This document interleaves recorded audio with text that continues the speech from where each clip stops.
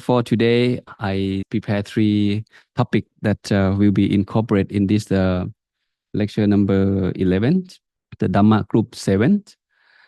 And today you may see something that similar to what we learned from last week. Similar to what we learned from last week. And I will mention when we get there. Three topics we'll be covering today. The 7 Aparihaniya Dhamma, because the Dhamma Group 7, right? That's the first one. And second one, the 7 virtues of good man, Sappurisa Dhamma. And the last one, the 7, again, factors of enlightenment or awakening factors, or Phochankha, that's in Pali. So this will be three topics that we'll be discussing today. And as I go through the curriculums and the material that appears in the Nak Dhamma in the Thai version that teach Dhamma in Thailand for novice and for the lay people.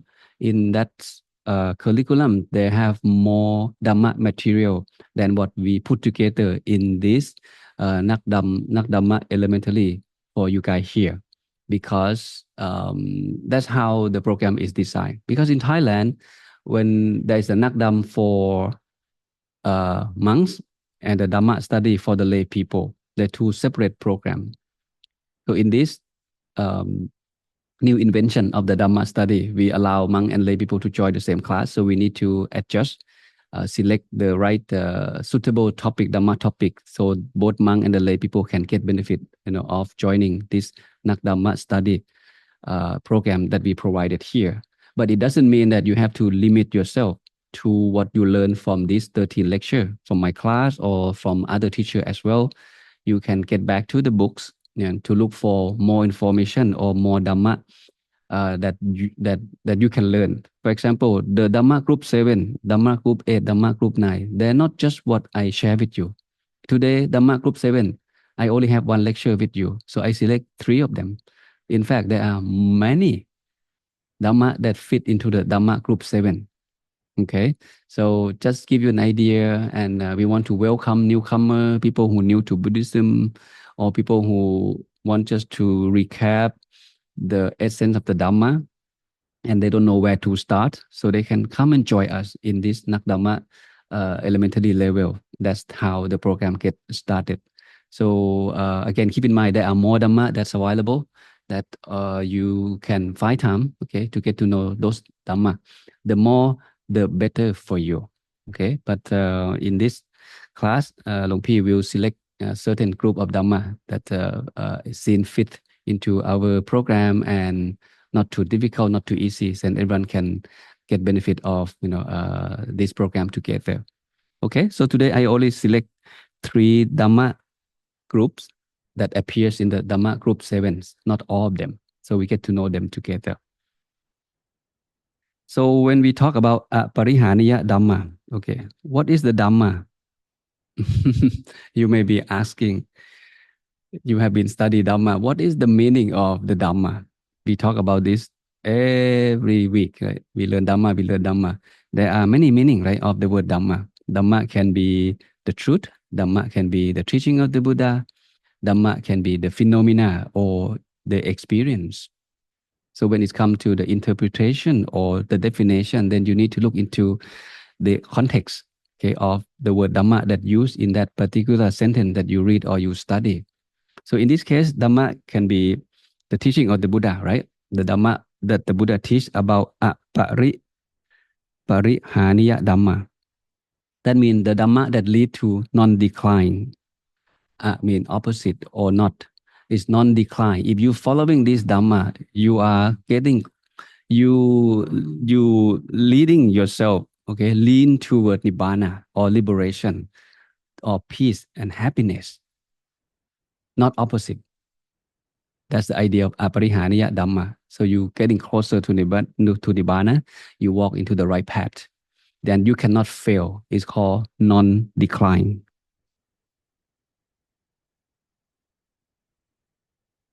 There is no way that you can decline from mental liberation or from realizing Nibbana. And when it comes to Aparihaniya Dhamma, The Buddha did talk many in many sutra, but mainly, okay, we can look into this into category. The first group of teaching, the Buddha give this teaching to the monk, and the second, he give the teaching to the lay people. And this is important to know. It is important to know because lay people and monks, even though the lay people may be consider themselves a faithful Buddhist follower, but they still cannot ordain. There are reasons that people cannot ordain, at least for now. Maybe the responsibility that they have, okay. But for someone who already ordained as a monk, that means that person sign up to walk on the expressway toward Nibbana. When someone take ordination seriously, that means that person take the teaching of the Buddha seriously. I want to realize Nibbana, want to realize what the Buddha realized or what the Buddha want us to realize. There's no delay for that. I just want to rush myself toward that direction. That's why people sign up to become a monk. People in the past and people this day, including people in the future. The Buddha said the same thing. The reason why a man ordained or a woman ordained, either a man in the past, a man in this day, and a man in the future, all of them, they ordain for the same main reason. And that reason is to make known of the Four Noble Truth, to be free from suffering, and to end the rebirth cycle. And that's the main purpose. And when someone understand this teaching, have faith in the teacher, they just let go everything and get themselves ordained and walk directly toward the path to realize Nibbana. And that's the monk. And that is why when the Buddha give teaching or the Dhamma talk to the monk, he just get to the point. Whoever he meet, the monks, female monk or male monk, if you look into that particular sutra that the Buddha talked to the monk, it's way different than the way he talked to the lay people. Why?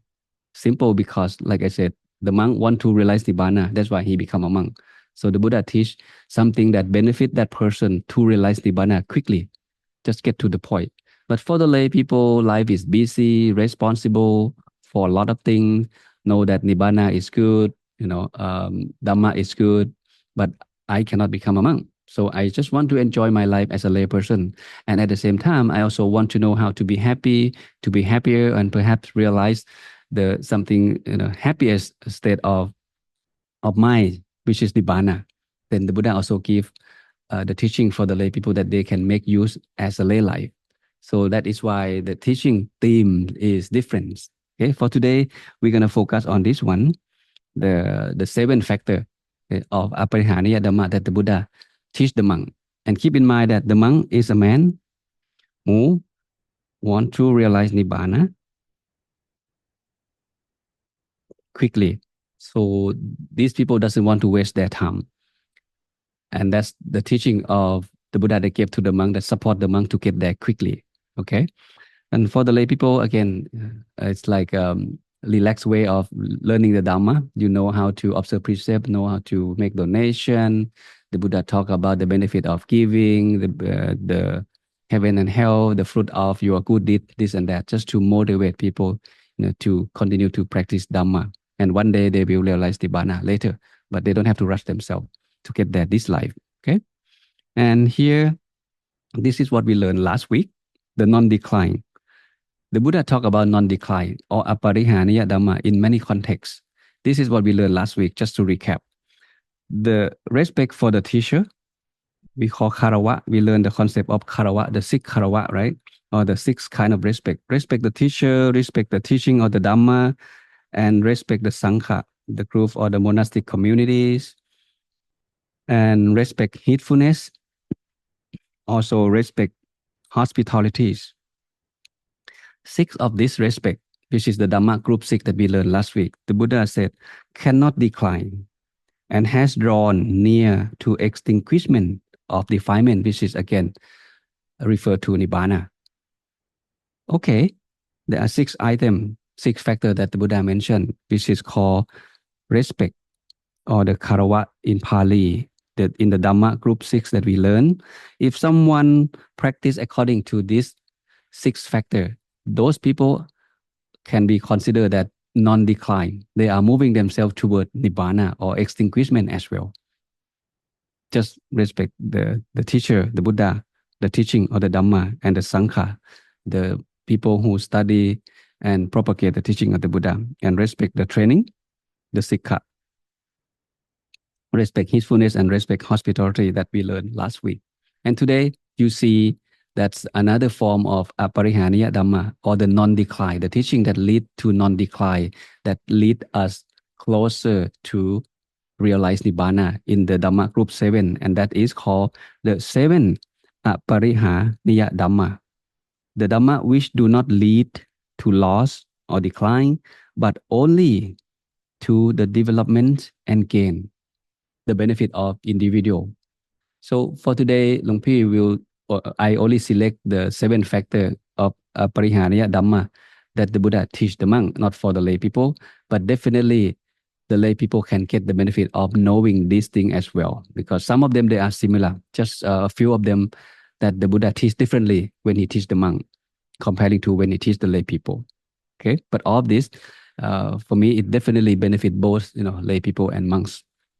Number 1 is to hold regular and frequent regular meetings. Number 2 is to meet together in harmony. And number 3 is to introduce no revolutionary ordinance, break up no established ordinance, but train oneself according with the prescribed training rules. Okay, I will explain in a moment. Number 4 is to honor and to respect. Respect who? Respect the elders who have a lot of experiences. Okay.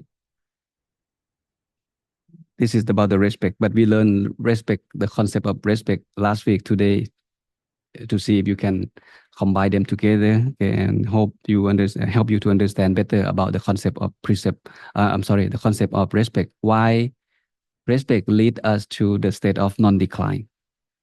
Okay. And number 5, not to fall under the influence of craving. Okay.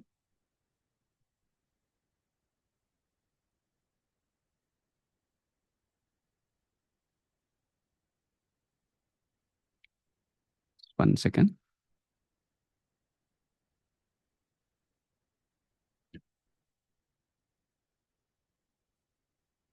And number 6 is to delight in the forest retreat. And number 7 is to establish oneself. Sorry about that. Number 7 is to establish oneself in mindfulness, which in this thought, let disciplines co-celebrate. Who have not come may come, and let those who have already come live in comfort. So what you see here is the tones of the language used in the Buddhist text, which is sometimes we need to translate it again in the simple English, then we can understand, right? If you feel like, what kind of language is that? You're not familiar with it. Is normal, because again, it's the language used in the Buddhist text.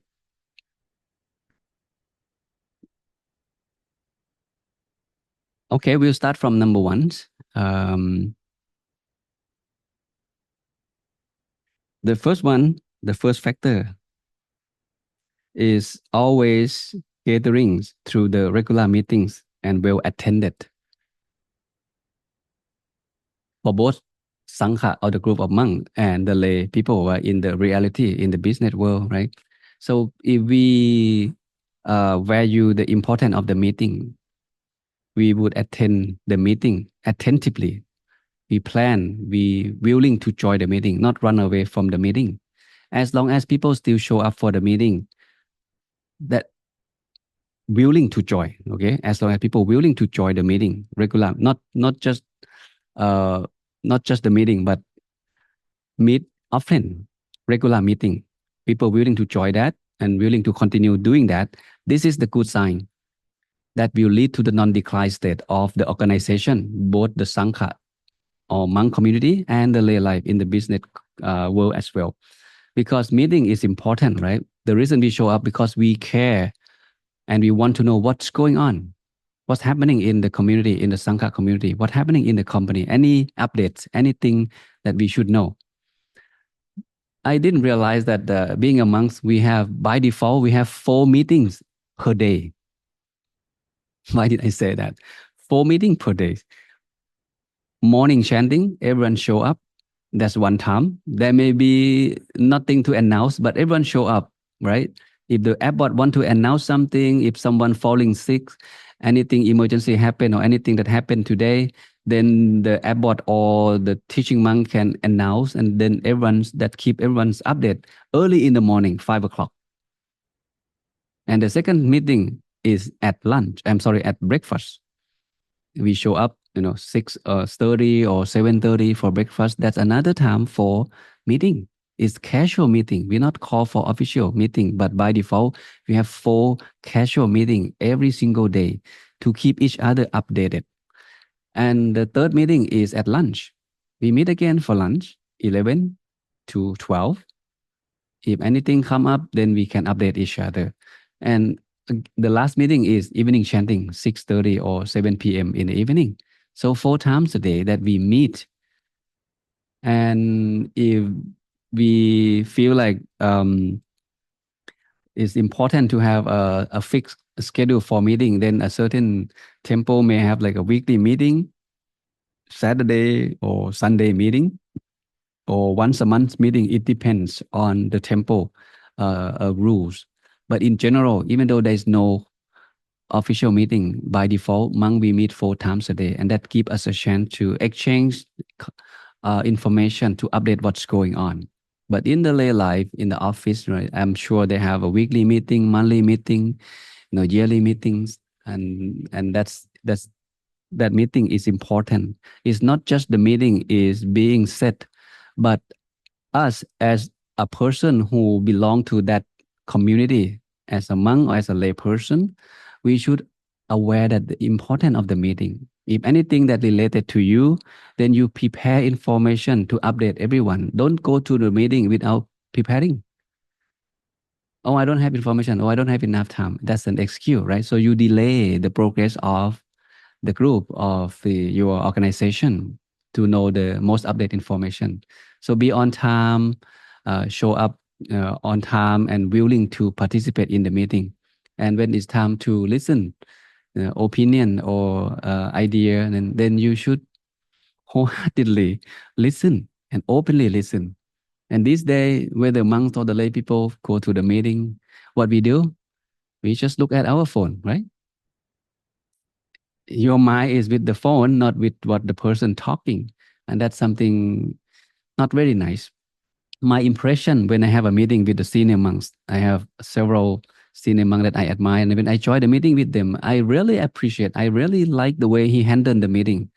He show up before time as a leader. If meeting start at 10 o'clock, you can expect him to be there, in 9:45, 9:50, he always there. That's the spirit of the leader, to show up first, not to show up last.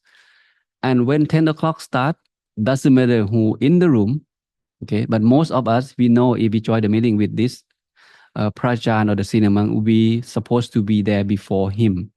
So that means people respect each other time. So everyone show up on time. And when the time is ready, 10 o'clock, he just get to the point. Okay, what are we need to talk about? Just get to the point. There is no chit-chatting offside, sideline about the politics, the environment, how is your mom and dad doing? That we can talk later. Just get to the point. And sometimes we talk about something serious and get the conclusion within 5 minutes, and then we move on. I was there to join the meeting with him. It took me 5 minutes, and my session is done. I got what I need, and then I leave. And he lead another meeting with another monks. That's the beauty of that's the beauty manner when it comes to the meeting that I like to share. Okay, so meet often. Okay, aware the importance of the meeting. That's will lead us to the non-decline state. And the second aparihaniya dhamma is the attending the meeting in unison. In unison mean what? In harmony, right? You show up together, you finish together. In other words, we start together, we finish together. Be on time. And the leader of whoever lead the meeting need to aware of time too, that people have things to do. If you set the meeting 2 hours, you should finish within that 2 hours. Don't make a habit to keep continue to be late, continue to prolong the meeting, and people will get bored and people will not respect you. So start together and finish together. And when you in that room or in that meeting, again, put down the phone, listen to what it has, what people talk about, and find way to contribute your experience or your knowledge, your idea about the topic that being discussed. Okay, not just sitting there again with the phone and just it's not my turn yet, so I'm not going to pay attention. That is not nice. It's going to be a waste of time. Okay, um, so show up on time and contribute your wisdom. Start together and finish together. And this for us as a monk, not just for the meeting. When we do the chore, when we clean the toilet, when we do the laundry, there are rules that we follow, right? We encourage everyone to follow, which is to start the chore together and finish the chore together. So everyone should show up. If the cleaning bathroom start at 6:30 before breakfast, then 6:30 everyone show up and start to clean. It take about 30 minutes to clean the bathroom together. And when we finish together. We help cleaning everything and dry everything and return all the equipment back to where it's belong. And then we go for breakfast together. And that's help create the unity of the communities. And number 3 is to refraining from introducing a bad ideas or policies in any organization or state, and not omitting any good trends or policy of the past, and to abide by all tradition, laws, policies of the past that have been passed down through the tradition. Okay, this is a modified version of the text that we just read together. Here, let me take you back to number 3. This is what number 3 said. To introduce non-revolutionary ordinance, the rule that has been laid out by the Buddha, the monk not supposed to change. Okay, break up no established ordinance. We don't break up whatever rule that laid out by the Buddha, and to train oneself according to what mentioned in the training rule, which is in our Patimokkha, or the rule that laid out by the Buddha. In other words, Theravada Buddhism, we follow this rule strictly. We're not allowed to add something new to the rules. We're not allowed to add something new teaching into the Buddhist text. We're not allowed to delete whatever already there. That's why the teaching is still there, even though the Buddha passed away 2,500 years ago, because nothing new allowed to add, and there's nothing that allowed to delete or remove from whatever we see in the Buddhist text. But here is the modified version. Any question? Okay, this is the modified version. So we break it down so we can put into use both in the lay life, okay, and in the monk's life. But for the monk part, when it's come to the Patimokkha, or the rules that we follow, Theravada Buddhism, we're not allowed to delete, to remove, to change, to add anything new to it. But when it's come to the rule of the organization itself, let's say each temple may have more rules on top of the Patimokkha that every monk supposed to observe, right? At the I monastery, we also have rule. In each temple, they also have their own rules. What time for breakfast, what time for lunch, what time for the meeting, what to do when someone visit our temple, who doing what. So there are rules that involve that can be modified. Here, same thing in the business world. Okay, we should respect the rule of that already there, that have been pondering, have been analyzing from many generations before us joining this organization. We not just ignore those ideas that come from people in the past, even though we may feel like, oh, their time and our time is different. Just ignore what they think. This is not what it means. It's for us to value those ideas, look into it, look into the benefit of those ideas, to see if you can incorporate into the new incorporate the new idea into the idea that already presents in this particular situation that we are facing, either in the business situation or in the monastic situation. Okay, to be wise, basically to be wise when it's come to following the rules and to apply the rules into use. Okay, but if you study just the text as a monk, you notice clearly that uh, there's no way that we can add something new into the rules that the Buddha laid down, and there's no way that we can delete the rules that the Buddha laid out, even though it's impossible for us to break those rules because it doesn't exist no more. We still have to have it there. Okay, I'll give you example. Let's say there's to be wise when it's come to following the rules. Back then, there was no social media, no Facebook, no YouTube, no Instagram, no TikTok, right? There was no rule that talking about how monks should deal with social media. And this day is available, it's a technology that available. If the monk get involved with social media, what would be the indicator or the rule that the monk can apply so he can be safe when he has to deal with social media? And that's something the monk need to be wise. He can discuss with the senior monks or his supervisor. Like myself, I teach Dhamma online, right? So I need to make sure that I am safe. I am not bothering too much. I'm not getting headache too much when it's come to dealing with these people that I don't even know them online. So I need to find a way to do that, to do that so I can be safe. Because the idea of being a monk is to, again, study Dhamma and teach the Dhamma. But when teaching the Dhamma, there are details. How can you teach Dhamma and then you can be safe too, right? If if the monk gonna open himself for the world, have the Facebook and ready to answer every question that come from every corner of the world, then that monk would have no time for his Dhamma study and meditation. Then you have to prioritize that. Okay, so when it comes to a certain situation that you have doubt, the simple solution is to seek advice from your advisor or your teacher. Okay, but for me, I kind of like it. If I were to be able to stay away from social media, not to teach, then I can have the time in the world just to focus on myself, to train myself to meditate. And that's the reason why monks, why people become a monk, right? Just to realize the Nibbana quickly.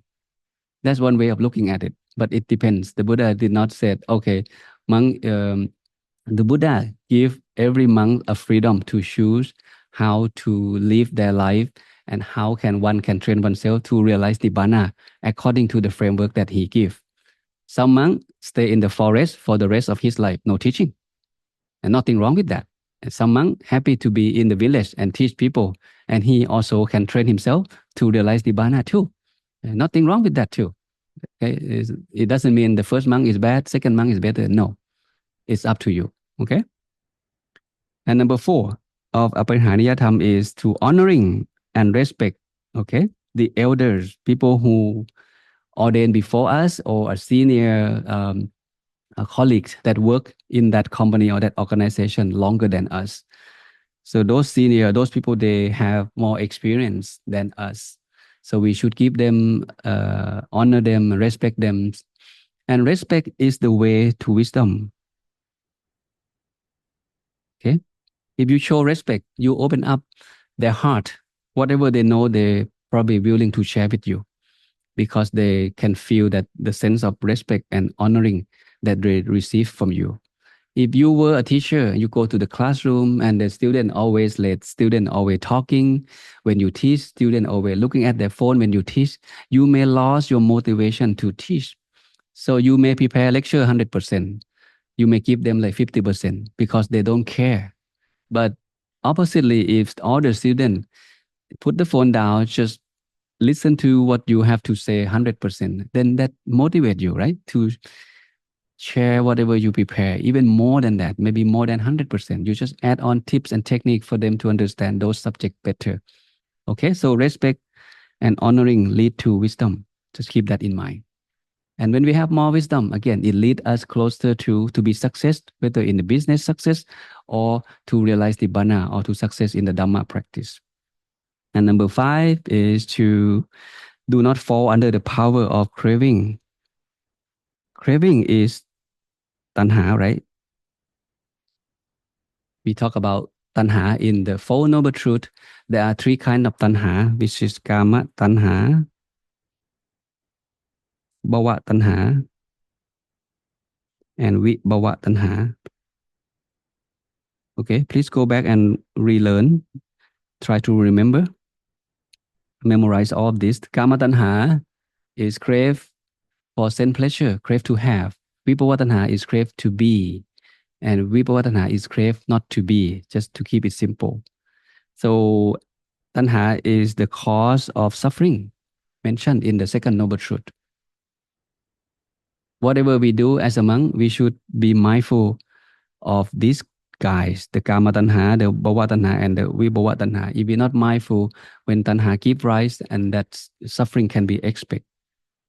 Be mindful of what you say, what you do, what you think. Then it help lessen the power of tanha.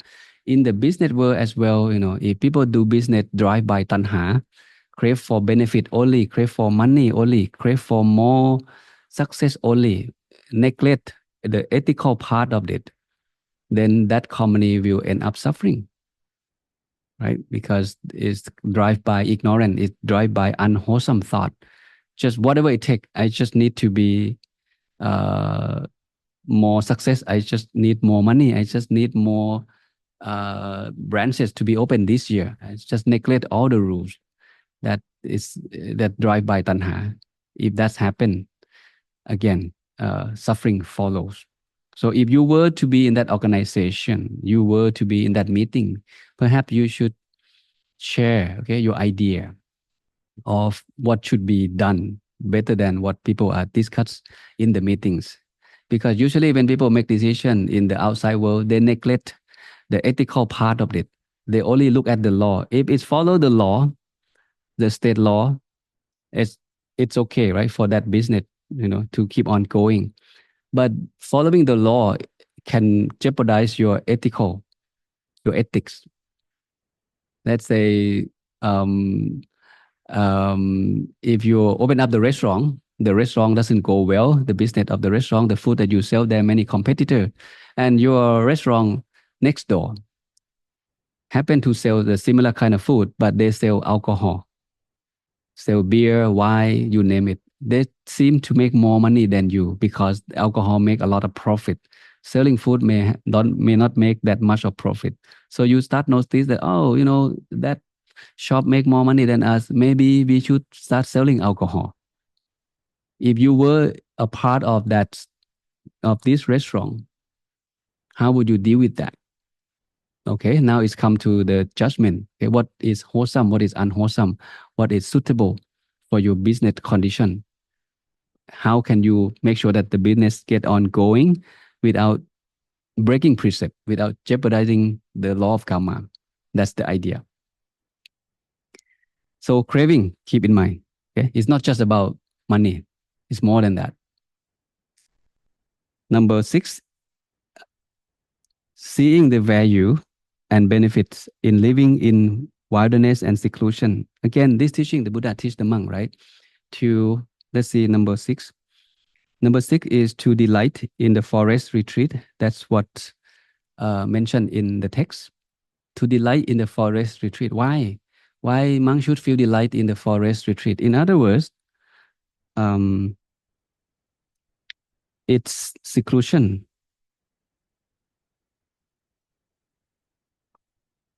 Do you find delight in seclusion? Seclusion mean what? When you become a monk, you already depart your lay life. You leave your family, mom and dad, children, business. That world is gone. You live in different world. It's the world of monastic. It's the world of spiritual people.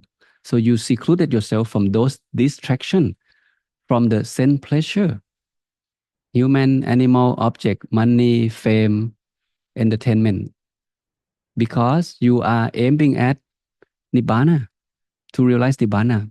So seclusion is mentioned here because if you already seclude yourself physically from those sense pleasure,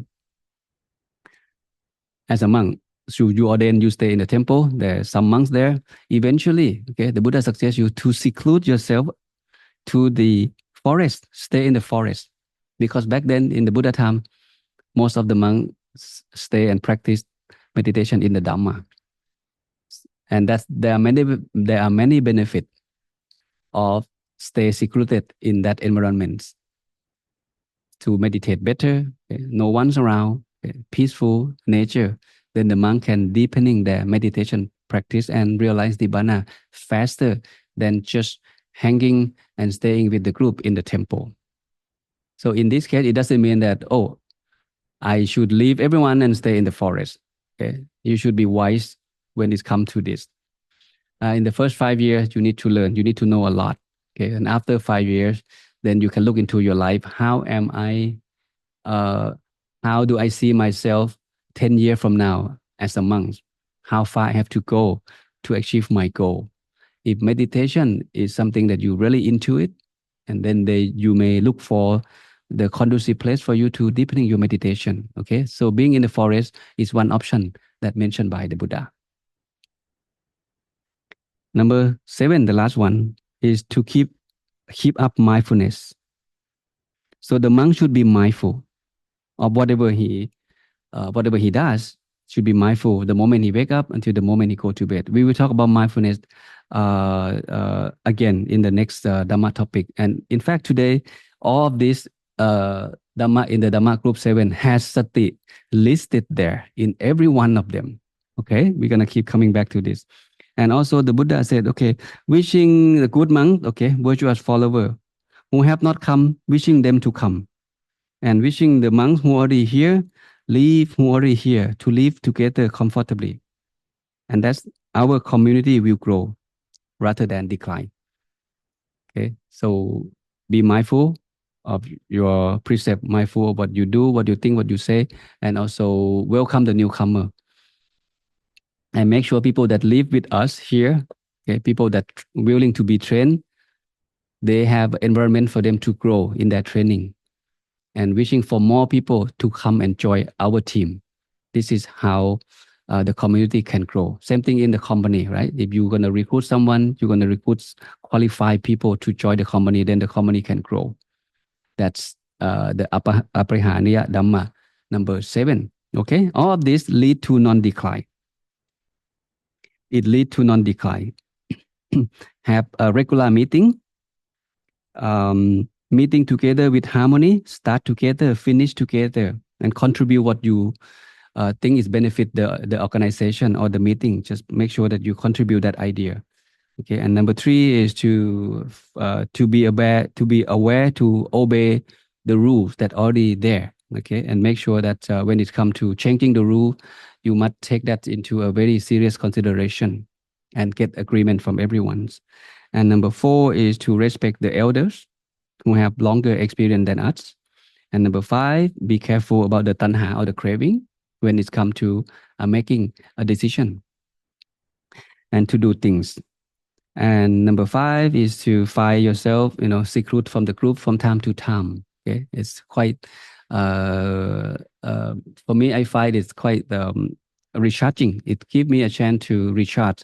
In 1 year, we allow to take 1 month off to go meditate. That means 11 months we work hard, and we have 1 month to go meditate. That's seclusion. So we can get back to meditation practice. And number 7, again, to be mindful, okay, and to welcome the new good people, and to make sure that the people that we live with, make sure they have peaceful environment for them to grow. This is the non-decline teaching in the Dhamma group 7, called Aparihaniya Dhamma. Now we move to the second one, which is the 7 virtues of a good man.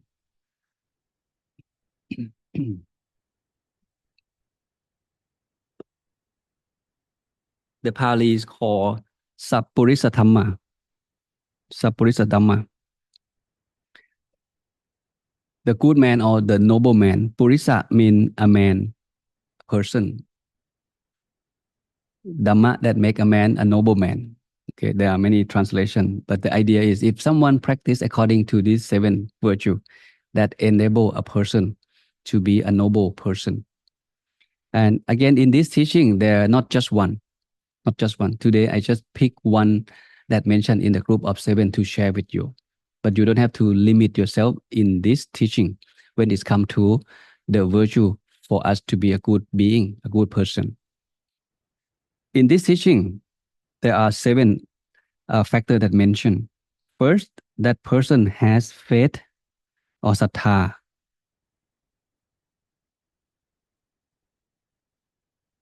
What it mean by faith or sattha in Buddhism? Sattha or faith, sometimes we get confused, right? Sattha is not just believe in everything. Sattha come with wisdom. You see the word wisdom here again at the last one. Okay, wisdom has many dimension, many way of understand and put the wisdom into practice. Okay, but sattha need to come with wisdom, not just believe whatever people said. When you see people bow to the mountain, offering flower to the mountain, and all of a sudden you walk past by, and then you just follow what they do. There was a monk that Luang Pi studied his biography. He was very a famous monk in Thailand. He passed away a long time ago. And he said when he was 7 years old, in the local village in Thailand, there are a little shrine where people go there and seek for wish for something. They're offering food, they're offering flower, they're offering the candle, and they just bow to that little shrine. In Thailand, there are many shrines in almost every houses. It looked quite scary. And as 7 years old boy, he walked past by and he noticed that why these people bow to the shrine. For him, he has some sort of discriminative thought that, you know what, I will not bow to that shrine until I know what it is and why I have to bow. So he just walked past by and just ignored it. That's belief, that the sattha that you have to build up, right?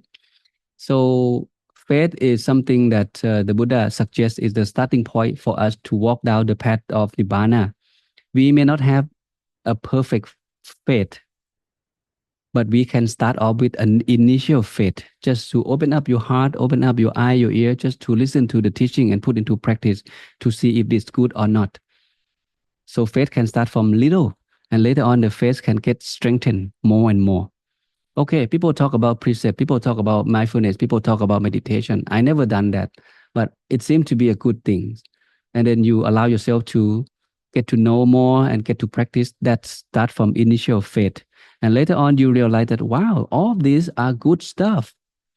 Now your faith is not the same. No matter what people said, you're gonna continue observe precept. You're gonna continue to continue to meditate because you see the benefit of those precept and meditation that you practice yourself. Now your faith is in different level. So at the beginning, faith can be weak, but keep on strengthening it. So sattha in this case refers specifically to faith toward the Buddha, the Dhamma, and the Sangha, or the triple gems. The reason why we study Dhamma because we have faith in the Buddha who achieved enlightenment. His wisdom doesn't come from sit there and thinking or analyzing, but it's come from realization through his own meditation practice to see things the way they are, and then show us the way to be free from suffering. And he start to teach, and that teaching is called the Dhamma. And there is the monk or the Sangha who learn the teaching, memorize the teaching, and pass on the teaching from generation to generation. So we look into that, and then we develop faith toward our teacher. We develop faith toward the teaching, and develop faith toward the monks, which we learn in the second lecture when we talk about the triple gems. Okay, and that's the starting point of a good man to have faith in the Buddha, the Dhamma, and the Sangha. And the second one, he is ashamed at doing evil action. We call hiri. Okay, so I'm gonna combine them together. Hiri and ottappa. These are the two virtues that go together hand in hands. Hiri means moral shame, and ottappa means moral fear. You feel shameful of doing bad things in private or in public. Someone see it or not, it doesn't matter. You feel shameful. I just cannot steal someone money. whether someone see it or not. I just cannot do it. If that's the idea of I feel shame of doing bad thing. I'm not worried about the consequence, whether I can go to jail or not, whether I go to hell or not after this action. But I feel like I just can't. I feel shameful of doing this. That's moral shame or hiri. But otapa is slightly different. Otapa means you don't want to do the bad thing because you fear of the consequence. If I steal this and someone find out, I might have to go to jail, and I don't want that to be happening. I don't want to lose my face, so I don't steal. That's otapa. That's stopping him from stealing someone's stuff, or fear of going to receive the negative karma, going to hell after he die. If that person study the law of karma, so I will not kill, will not lie, will not sexual misconduct. All of this because I don't want to go to hell. That can be one of the reasons why people don't do something bad because they know the consequence. This idea is called otapa. Okay, so in other words, hiri is the self-center. You don't do bad because you respect yourself. But otapa, you don't do bad because it depends on the external factors. If there's no law of stealing someone's stuff, then people may steal someone or something from someone's stuff because there's no law preventing you from doing that.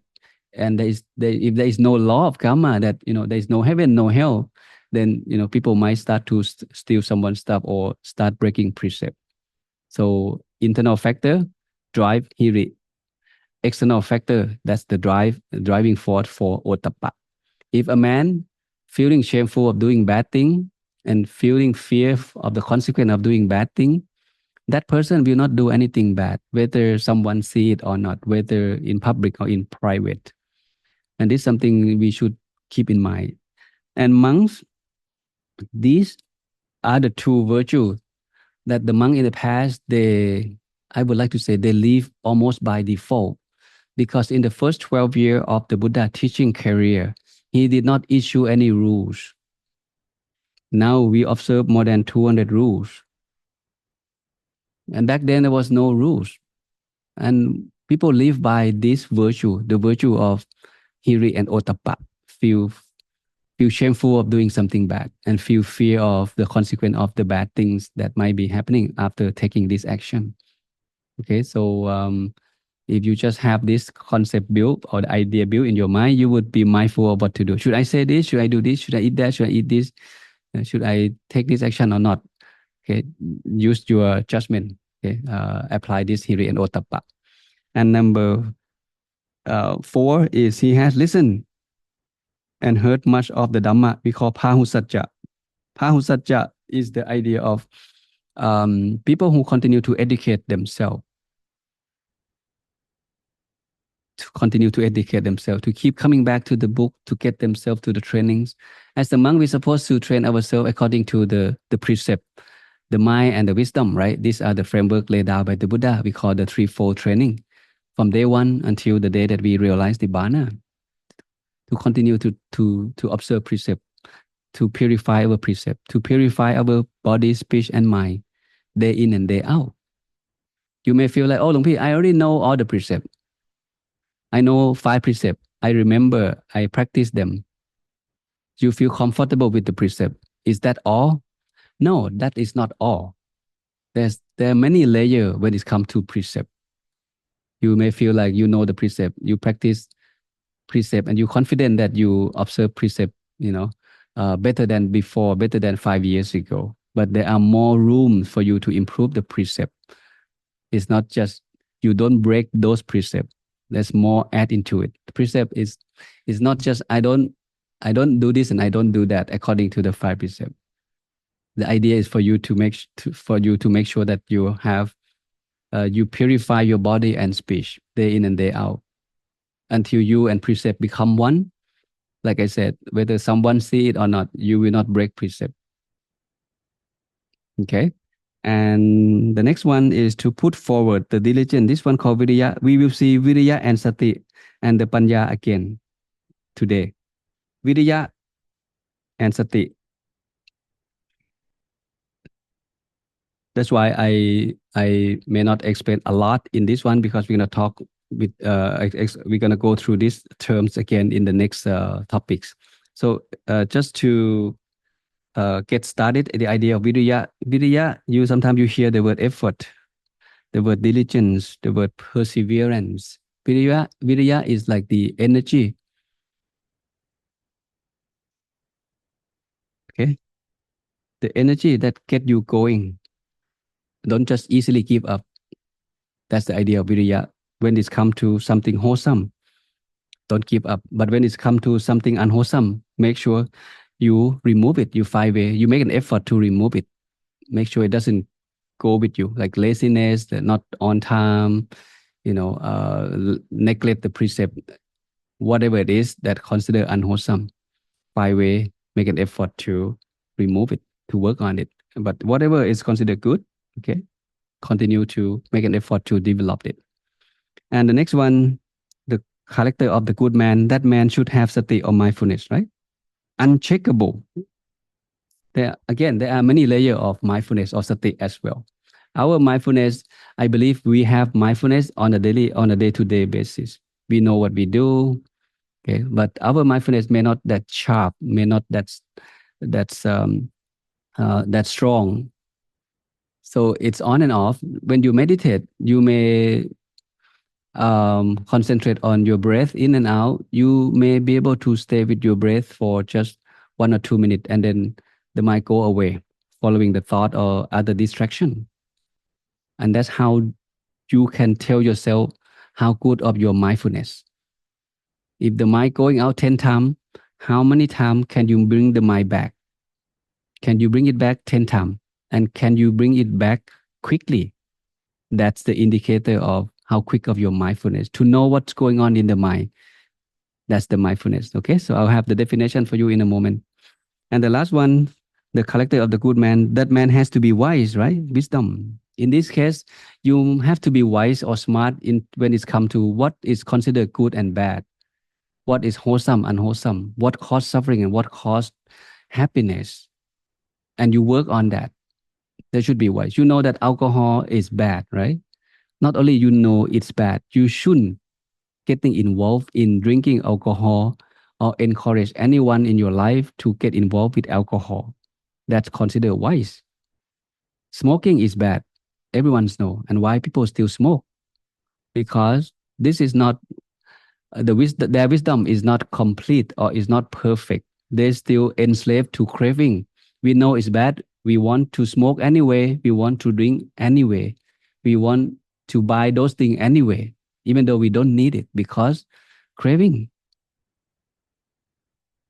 Okay, craving and ignorance. So the antidote for this is wisdom that we develop on a day to day. So be mindful. If you have sati, you mindful. You can catch when the tanha or craving arrive. And when you know that now the mind crave for doing this, which is bad, then you stop doing it. That means mindfulness save your life, from following to the power of the craving. And this is wisdom. So all of this, they connected, okay? They support each other. They complement each other. With, with wisdom, you will have more faith toward the teacher and toward the teaching because you realize that, oh, the teaching is good. Now I practice it. Now I realize it. So you understand it more. And then you keep going back to the wisdom, keep going back to strengthen your faith. Okay. And then you want to be more mindful of your action. You want to learn more about the Dhamma. You will have more of the moral shame, more of the moral fear. And then you will have more of the effort to continue to do good because you know this is good. This is really good. Meditation, really good. Precept is really good. Okay. So these are the 7 virtues of the good man in one set of the teaching when it's come to the group of Dhamma group 7s. Okay.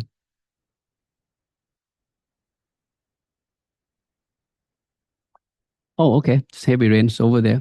Okay, you do what you have to do. Okay, no problem. Now we move to the last one, which is um, the 7 factor of enlightenment. This one. the seven factor of enlightenment. This is quite huge topic. Okay, it's quite broad and huge, contain a lot of information. In this picture, you see something called the 37 Bodhi. Bodhi mean Buddha, mean enlightenment, right? Pakya and Dhamma.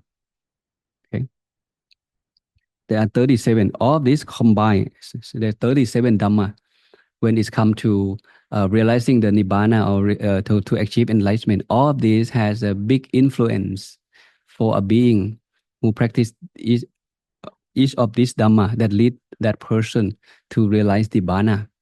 So the whole set, there are 37 of them. But we can break it down into all of this. The four foundation of mindfulness, Satipatthana, and the Samapatthana, Itipada, the Indriya controlling factors, and the Bala 5, and the Makha, which is the Noble Eightfold Path. We'll be talking about this next week. But today we will focus on this one. I just want to show you where they are when it's come to the big picture of the Bodhi Bhakya Dhamma, the Dhamma that lead us to the realizing of Nibbana. The Bodhchanka is here, okay? The seven factor of enlightenment. So the Buddha once said, the growth of the bhikkhu is to be expected,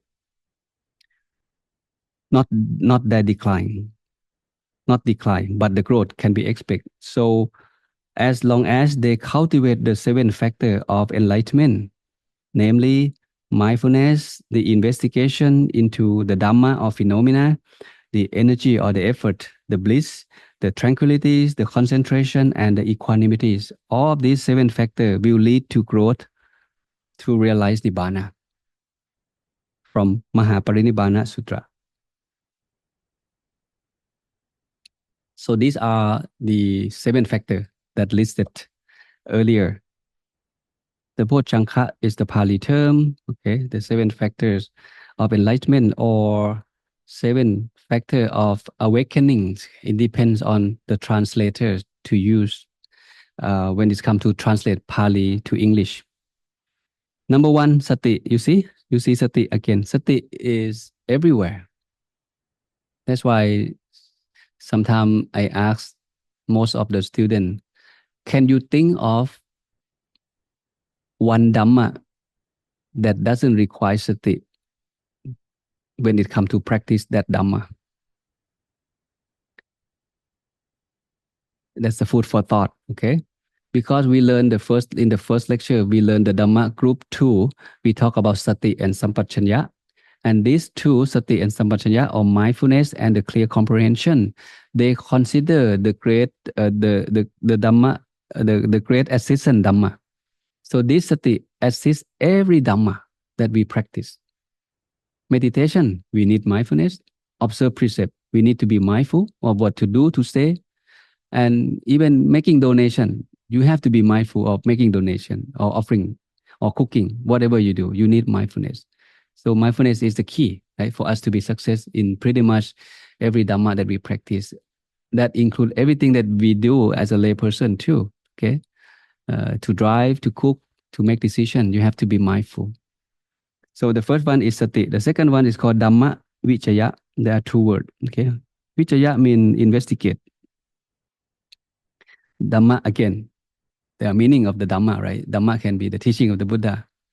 But in this case, that's not quite direct when we use the Dhamma as the teaching of the Buddha. It's not fully give the idea of this Dhamma in this context. Okay? Dhamma can be the experience, can be the phenomena that happen in front of us in this very moment.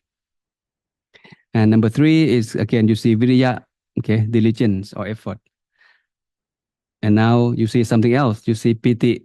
Okay, what is piti? Piti is rapture or joy, following by passathi. Passathi means calm, okay, calm, tranquilities. And you see samadhi here. Samadhi usually translate to meditation in English. And sometimes you hear the concentration. And today I'm going to give you another vocabulary when it comes to samadhi in a moment. And then the last one is called upekha or equanimity. So these are the 7 factors mentioned by the Buddha himself when it's come to um, um, supporting us to realize Nibbana. So we need to cultivate all of these factors. And as each of these factors is getting developed bit by bit, you are getting closer to Nibbana. You are getting closer to be free from suffering. You are getting closer to the purity state of your mind. The mind will become pure and purer, and eventually we get to the purest state of mind. In other words, we can think of these 7 factors as the indicator telling us how far we were to travel toward the path of Nibbana. How good of your mindfulness at the moment? How good of your ability to investigate the Dhamma? How good of your effort? How is the quality of your mind? Can your mind be at peace and tranquility at all time without this being disturbed by the defilement, by the craving? How good of your meditation?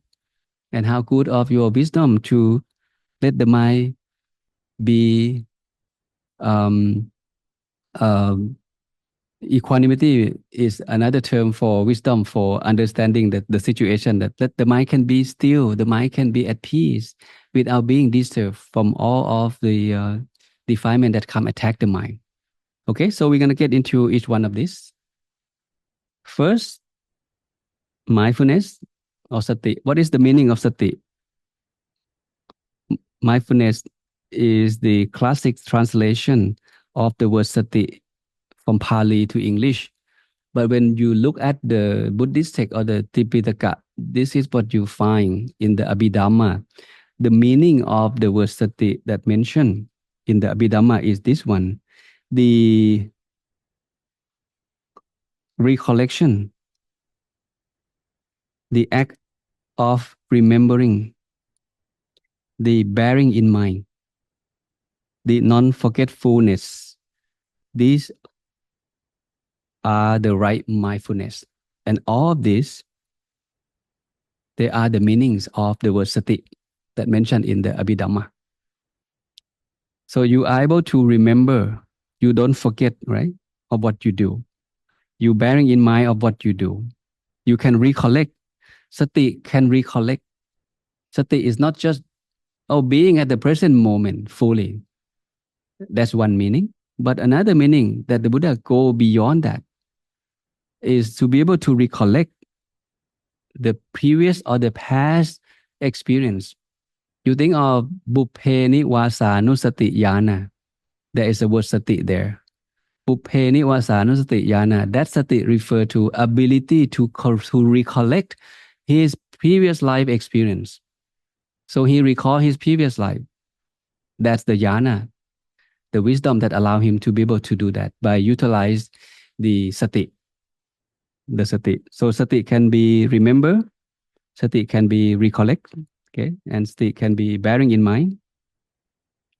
And when you meditate, you use breathing technique, right? You breathe in and breathe out, and all of a sudden, your mind move to something else, to the work, to the conflict yesterday, crave for something. In other words, the mind get distracted by thought, whether positive or negative thought. At that moment, when you know that the mind attention is about to move, that means you are mindful. That's the practical meaning of mindfulness. So you can catch that and then you can bring it back.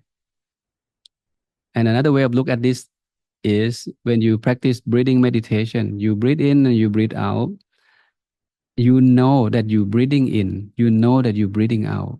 You with your breath, that means you are mindful. You bearing in mind that, hey, my mind is here with me. Okay. And then there's a moment that the mind slip away. That also, if your mindfulness is sharp, is quick, you can catch that right away. And when you can catch it, you can do something about it. You can keep bringing the mind back to investigate. That's the second factor, the Dhamma Vichaya. the keen investigation or the discernment of the Dhamma. The application of discernment to the body and mind phenomena in order to apply the right effort, giving way to enter the deeper state of your meditation practice.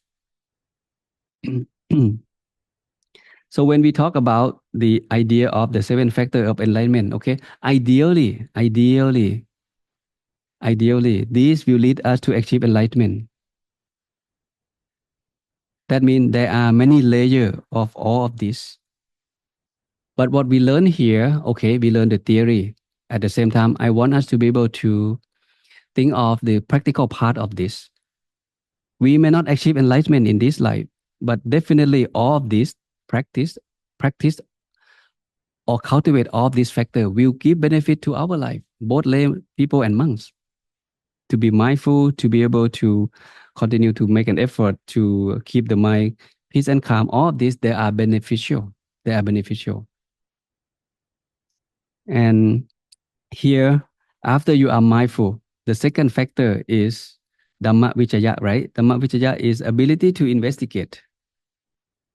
The Dhamma, which is again the phenomena or the something that you experience in front of you in that very moment. When you breathe in and out, the investigation to look into that. How do you feel? Any thought arise? Any agitation arrive? Any craving arrive? How do you feel when you breathe in deep? How do you feel when you breathe out? Breathe out long, breathe in long. How do you feel when you breathe out short and breathe in short?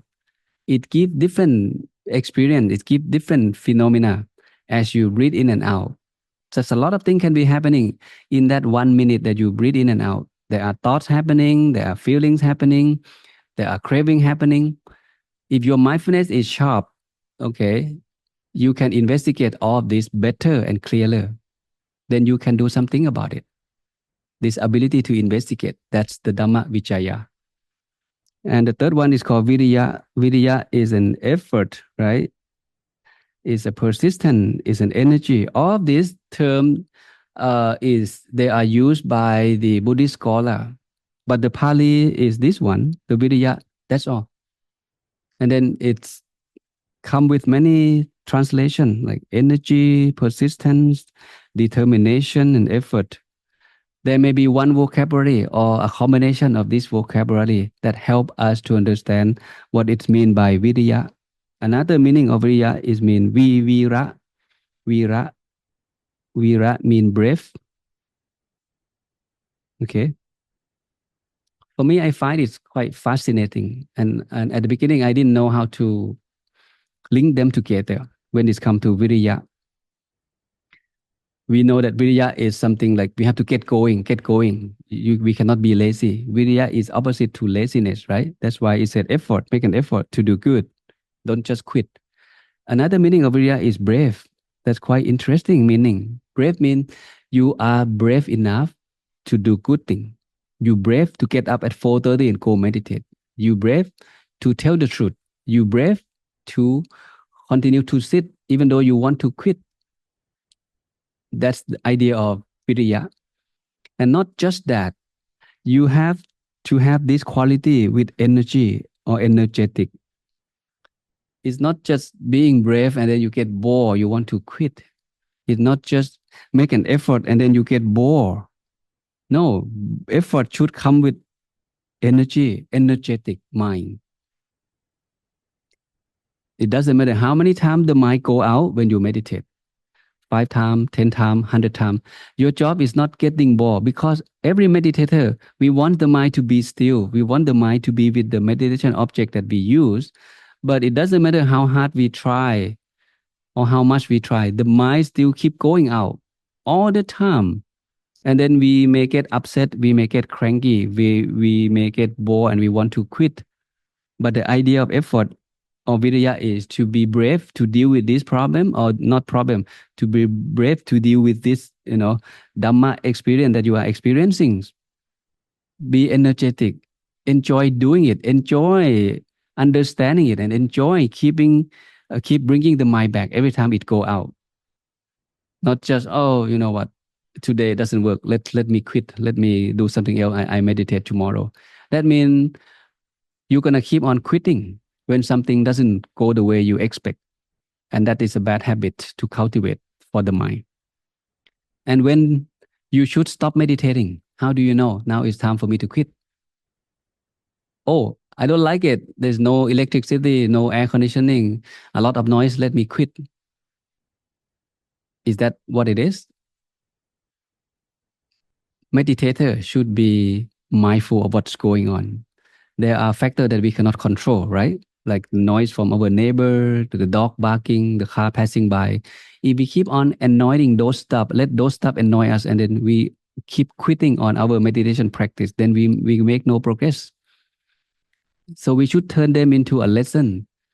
Look into it. Every time the noise come into your ear, look into the mind to see how do you feel. And you will feel dislike it. You feel agitated. Okay, look into that agitation, where it come from. Neutralize it. Be sabai, be relaxed. And then you can continue your meditation. Okay. And then when you feel enough, the mind at peace, the mind relaxed, you know that you have something waiting for you, to take care of, then that moment is the right moment to leave your meditation seat and go take care of whatever you need to take care. Okay. Not just leave because, I hate that dog. I hate that sound. I hate whatever make noise and disturb me. That's the idea of viriya.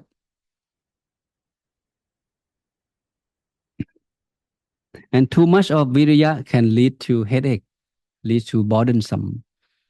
You need to be mindful that now the mind is is very tight, stiffness. It's not, the mind is not happy, it's not relaxed. Then sometimes we focus too much on the technique, on the breathing, on the visualization. We try to see the object when we close our eye, and then we get stress in the muscle, sometimes in the middle of the eyebrow, sometimes in your mind you have stress, then you not feel relaxed, then you cannot make progress in your meditation. So too much effort, be careful. Your job is to be in balance. Okay, to be in balance of what you do. That's why mindfulness is always helpful. Mindfulness and investigate that, hey, now you're not happy, now you have pain in the body. You investigate and do five ways to balance it, five ways to neutralize it. Then you can continue. Number 4 is rapture or piti. Piti is a Pali translate to rapture. Sometimes rapture people don't understand. There's another term that often used is called joy. It's called joy. Okay. Piti and sukha. These are two terms that you may come across when you study the text. Sukha is happiness. Today, you see both of them. Okay, in the next, there's some extra information that I prepared to share with you today, which is quite advanced. I find it relevant and very beneficial for you to get to know those teaching. Okay, just in a moment, you see these two terms.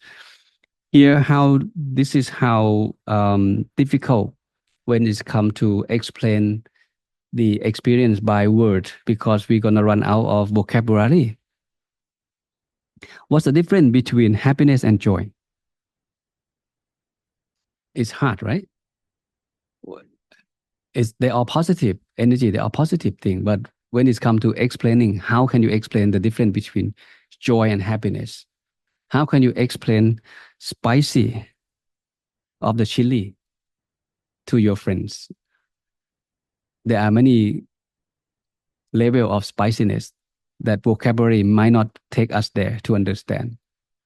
So here, the Buddha, in the text, they use the explanation of these comparisons. So as a man walking into the desert, a few days, is nothing but sand, sand, sand, sand, very hot. He get hungry, he feel tired, he start to losing, his consciousness. There's no hope for him to survive. And all of a sudden he see the green, he see the tree from afar. That something is over there, it look green.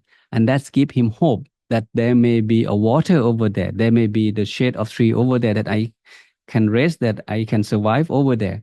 That feeling is called piti. It gives him some hope. But when he get there, he sat down underneath the tree, he jumped into the water, he enjoyed his time. That is the idea of sukha. Okay, so this the simile that used in the text that help the student to understand, because the Buddha himself he also have a hard time when it's come to explain the inner experience by word. That's why sometimes we just stick with the Pali terms. We don't translate it because it contains all the meanings, all the dimension of the meaning in itself. But for us as a student, we need more explanation because we don't know the Pali terms. And we cannot rely on one English vocabulary. That's why sometimes I give you a several English vocabulary when it comes to the Pali terms, so you can compare which one make you understand better. That's the rapture. And the next one, number 5, is called pasati. Okay, pasati is tranquility or calmness, serenity, relaxedness. You see, all this try to explain the word pasati in Pali. This is the number 5 factor that's one's will experience when it's come to realizing nibbana. So it's like a condition. Okay, these 7 factor is like a condition, which I will show you in the summarized slide in a moment. Okay, the pasati. Okay, the idea is the mind is being joyful, being not being joyful. Joyful is here, piti. The mind is being joyful, and after that stage of mind, after that quality of mind, the next one is called pasati, is tranquility, calm, peace, relax. That's idea.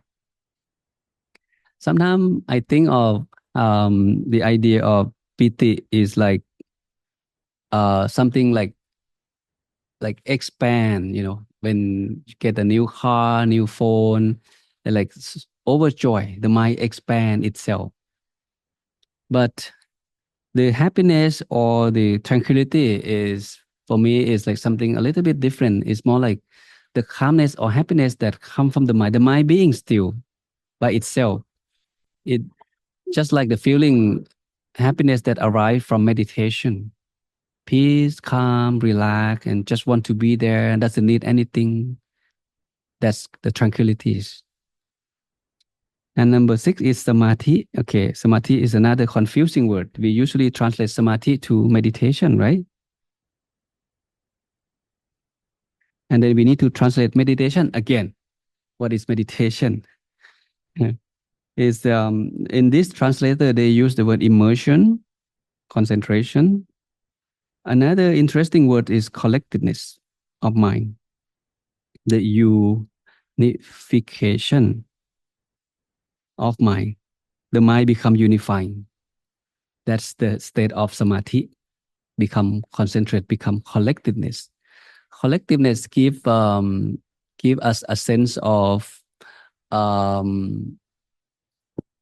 let the mind settle down itself without us doing anything. You just sit there and allow things to be collected. The thought, the feeling, sensation, it's become collected. It become unified by itself. Sometimes we think of concentration, but I want you to keep in mind that concentration doesn't not necessarily mean that you have to force the mind to be concentrated. This is wrong way of practicing meditation. If you force the mind, just like you try to push the ball to sink underneath the water. What you get is the ball gonna push your back with the same amount of energy. That concentration is not good. That's not the meaning here. So when you come to meditation and then you hear the word concentration, please, you know, think of something else. Change your attitude toward the word concentration. Concentration means okay, the mind being focused, but that focus come from you provide the right environments of the mind. Be sabai, be relaxed, be mindful of what's going on, and just allow the concentration or the mind to be collected or unified by itself. Cannot be forced. We cannot force the mind to be concentrated. If you can, then you get something else as well. You get stress, you get headaches, and you don't feel relaxed. Then the meditation cannot making progress. All right. And the last one is ubekha or equanimity. Okay, this one is another important keyword when it comes to meditation practice, and especially advanced meditation practice. You may heard about the word jhana. Ubekha is one of the quality in the fourth jhana. Ubekha is the balance of mental state. It's the peace, supreme peace and serenity of mind. The mind being still, being stable, uncheckable. And that lead to the yatha bhuta jnana tasana, or the wisdom that allow us to see things the way they are, to accept the reality as it is without craving or aversion. That's ubekha. So when you see this picture, the image of ice cream go to your eyes, and that give rise to the craving. Oh, I like chocolate ice cream. And that's not ubekha.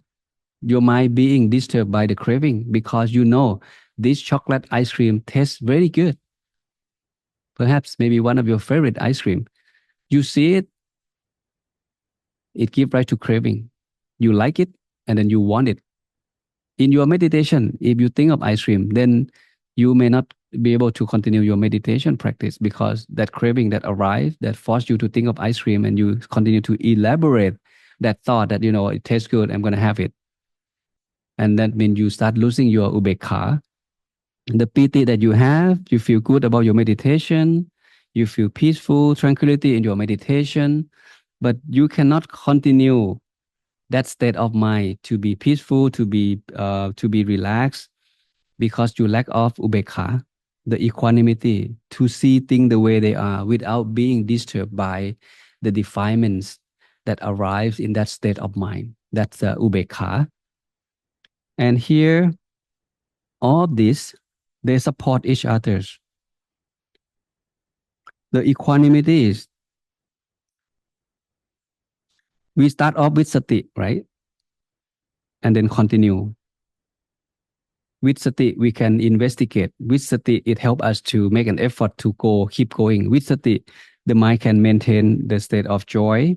With sati, the mind can maintain the state of tranquility. And with sati, the mind can have concentration or collectiveness.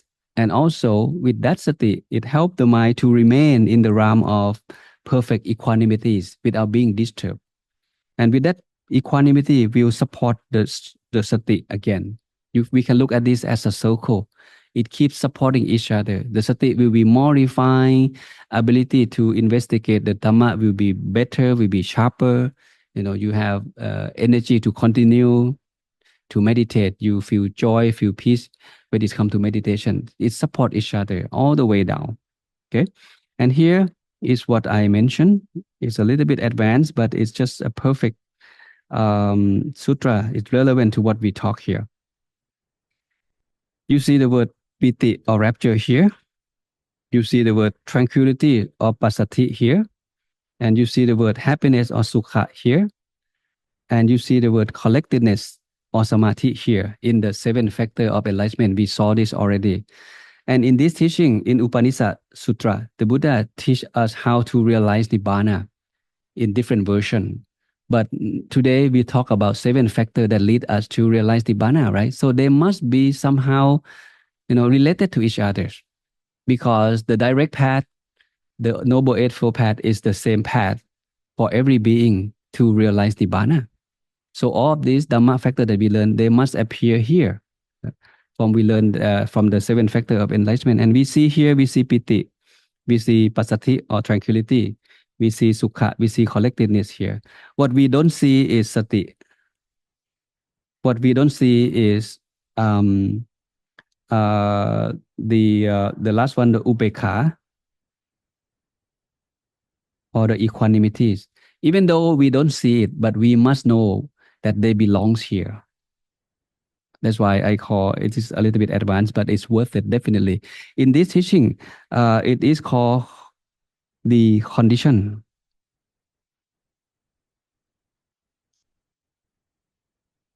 Condition mean what? They condition each other. For a man to realize Nibbana, you walk through this step. First, you see dukkha in life. You see the first noble truth. and you have faith in the teaching of the Buddha. Oh, okay, life is dukkha. There is a way to free myself from dukkha. So let me understand more about the teaching of the Buddha. Someone ordained, someone continued to practice the Dhamma as a lay person.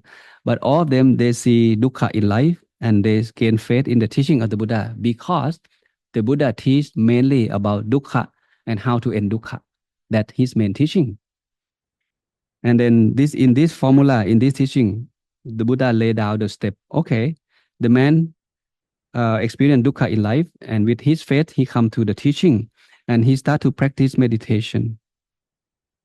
He start to observe precept. There are something else, along this line as well, to observe precept, to practice the generosity, to slowly develop the quality of the mind bit by bit.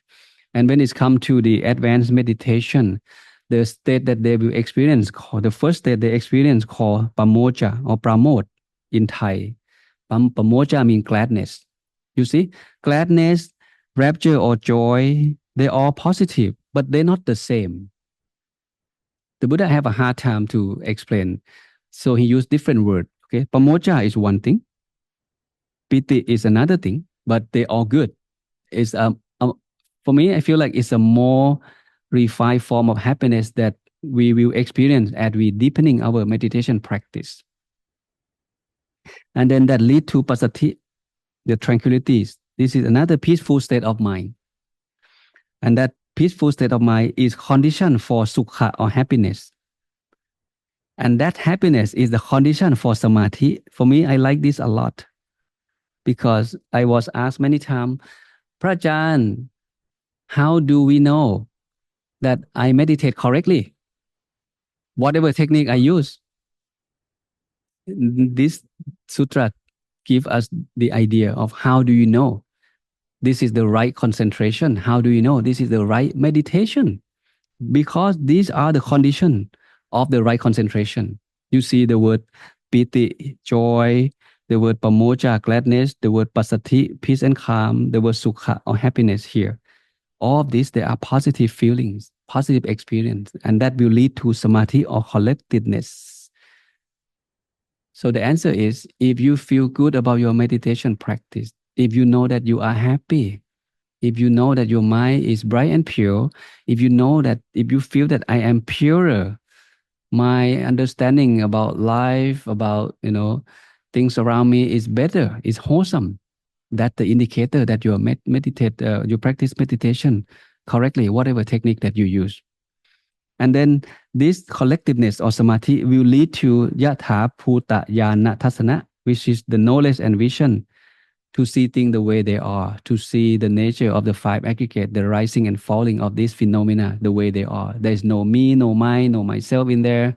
And then the mind get to that understanding, and that lead to this condition, something called nibbita and viraka. Nibbita means disenchantment, and viraka means dispassion, and that lead to vimutti or liberation. Again, it lead to nibbana. That's the journey. Nibbita is like you feeling, you disenchant, you no longer enjoy, you no longer interested in that thing. You feel like I have had enough. I have had enough. Okay. Okay. The slide is small. Okay. Okay. Okay. All right. Okay. So Nibbita is like I have had enough. I'm no longer interested. So when you may have your favorite food like fried rice, right?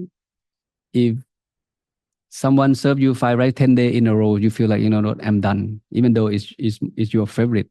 I have had enough. So in this case, I have had enough of suffering. I know what it is and I'm done with this. Lay life is suffering. Let me become a monk. Let me live this life. Rebirth is suffering. Let me find a way to end the rebirth cycle. That's the ultimate wisdom. That's nibbita. You see the whole cycle of existence. You feeling bored of all of this. Okay, that's called disenchantment. And then it leads to viraka, which is dispassion. Viraka, now the mind has Viraka, this passion means there's no raka. The mind is in the protective zone. There's no raka. Nothing can penetrate into the mind. You get bored of dukkha. You get bored of tanha. You get bored of the cycle of rebirth, and you want to free yourself from this realm of rebirth. Your mind is protected. You're no longer interested in the sense pleasure, in having family, doing business, this and that, and that lead the mind to the state of liberation, vimutti. Okay, so if you are interested, check out this sutra, Upanishad Sutra. Okay, you can read the whole sutra by yourself. Here, I just want to share to show you that the relationship of the seven factor of enlightenment that appear in some other sutra as well, because all of them lead the practitioner of us toward nibbana. So that means whatever we learn, they somehow they must be the correlation. They must be related to each other. And now you see here. Okay, you see piti, you see tranquility, passathi, you see samadhi here in the Dhamma that call it's condition of each others for a person to realize Nibbana. You must develop all of this. They are condition of each others. Okay, and just to wrap up, this is a short sutra that I want to leave you with today that help you to understand the concept of all of this and to understand the concept of right concentration, or how do you know that your meditation practice is on the right practice or the right way. Being joyful, rapture or joy. Being joyful, rapture arise or spring up. And when the mind is full of rapture, the body become tranquil. When the body is tranquil, they feel bliss. And when blissful, the mind become immersed in samadhi. You see, this is the Buddha give us the hint of the condition for the mind to enter the state of samadhi. You see all these positive terms that use. You see joy, you see rapture, you see tranquility, you see bliss. All of this is the term. They are the term that give us the idea. Okay, if you notice that you have experienced this phenomena, the joy, the piti, the rapture, the tranquilities, that definitely going to lead you to the right concentration or the right samadhi. Your mind will slowly immerse into the state of samadhi. Okay, this that immersion based on understanding. You know when you get there. If you gain such mental immersion, you can give up the state of uncertainty. Now you know that you practice correctly, and you will have an energy to keep coming back to the seat. You will have more sati, you will have more effort, you will have more peace every time you keep coming back to your meditation seat, because you apply all of this and you experience all of this, you keep sustaining them. So that your meditation will get more refined, and you can deepening your meditation by using utilize these indicators. Okay. All right, that's pretty much the material of today. I didn't expect to have this long lecture, but yeah, I hope it's worth it. Okay, have a good one, everyone. See everyone again in November.